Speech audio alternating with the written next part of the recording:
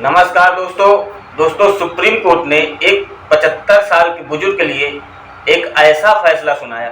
ये फैसला पूरे देश को रुला दिया। कहते हैं वक्त बदलता है, लेकिन क्या इंसाफ भी वक्त के साथ बदल जाता है? ये बात इस फैसले पर बिल्कुल फिट बैठती है। 50 साल तक एक वादे का इंतजार किया और जब वो वादा पूरा हुआ तब पूरी दुनिया रो पड़ी। मैटर क्या है वो मैं आप लोगों को बताता हूँ। बनारस के एक छोटे से गांव में रहने वाले रमाशंकर पांडे जी ने देश के लिए अपनी जो जमीन रहती है उसको सरकार को दे देते हैं और वादा किया गया कि इसके बदले उनके बेटे को नौकरी दी जाएगी। जो अपनी संपत्ति होती सरकार को दे देते हैं और उसमें वादा किया जाता है कि आपके बेटे को नौकरी दी जाएगी, मगर ऐसा हुआ नहीं। जमीन लेने के बाद उनके लड़के को नौकरी नहीं दी गई। रमाशंकर जी ने अपनी पूरी कोशिश की, हर एक दरवाजे पे गए, वो विधायक हों, मंत्री हों, जहाँ जहाँ तक उनकी पहुँच थी, जहाँ जहाँ तक वो पहुँच सके, हर एक जगह गए और अपनी बात को रखे, लेकिन सभी लोग उनकी बातों को नज़रअंदाज कर दिए। बीच में क्या होता है कि उनके साथ एक ऐसा हादसा होता है कि उनका बेटा भी उनका साथ छोड़ करके चला जाता है। लेकिन इतने पर भी रमाशंकर जी न्याय के लिए लड़ते रहे और उन्होंने हिम्मत नहीं हारी। अब जब उनको कहीं से न्याय नहीं मिला तो वो कोर्ट की ओर भगे। कोर्ट की ओर वो जब आगे बढ़े तो उस पर कोर्ट का जो फैसला आया, कैसे आया, क्या हुआ, वो मैं आप लोगों को बताने जा रहा हूँ। और अगर आप लोग मेरे चैनल में नए हों तो कृपया मेरे चैनल को सब्सक्राइब करके बेल आइकन को ऑल पर सेलेक्ट कर दीजिएगा। और अगर आप लोगों को लीगल एडवाइस किसी प्रकार की आवश्यकता पड़ती है तो उसके लिए मेरे वीडियो में कमेंट कर सकते हैं। छोटा मैटर रहेगा तो कमेंट में सॉल्व कर दूंगा, बड़ा मैटर रहेगा तो वीडियो का एक पैकेज बना करके आप लोगों तक पहुँचाऊँगा। और ये तभी संभव होगा जब आप लोग मेरे चैनल को सब्सक्राइब करके बेल आइकन को ऑल पर सेलेक्ट करके रखेंगे। तो आप लोग जो भी क्वेश्चन पूछे रहेंगे, जैसे ही वीडियो का पैकेज बना करके मैं डालूंगा उसका नोटिफिकेशन आप तक पहुँच सकेगा और आप घर बैठे पूरा सलूशन ले सकेंगे। और ये बिल्कुल फ्री है, इसका कोई किसी प्रकार का चार्ज नहीं है।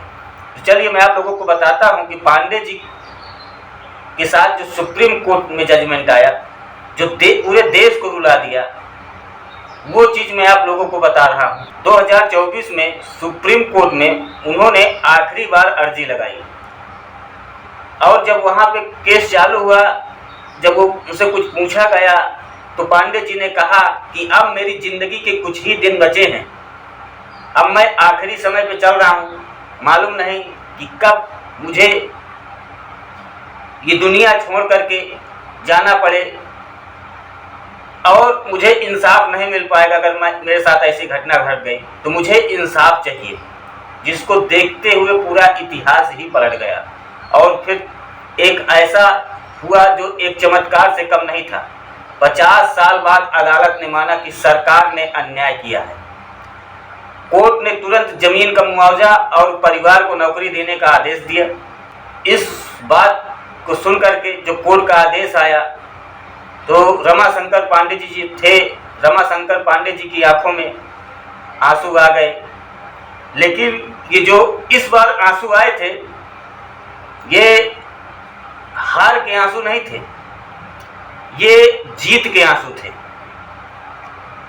और ये वीडियो से बनाने का मेरा ये मकसद है कि इसमें से जो लोगों को मैसेज जाएगा, ये सिर्फ रमाशंकर जी की जीत नहीं थी, ये हर उस बुजुर्ग की जीत थी जिसने आज़ादी देखी, कुर्बानी दी और ज़िंदगी भर लड़ते रहे। अगर आपके घर में कोई बुजुर्ग हैं तो उन्हें गले लगाइए, क्योंकि उनके बिना पूरे घर का वजूद अधूरा है।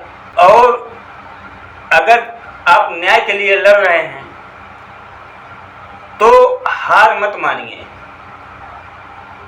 क्योंकि जब अपने भारत में पॉलिटिक्स की ताकत लगती है, जो राजनीतिक लोग होते हैं, जो नेता लोग होते हैं, जब इनकी ताकत लगती है तो इंसाफ मिलने में बहुत देर लगती है, क्योंकि भारत का सिस्टम ही कुछ ऐसा है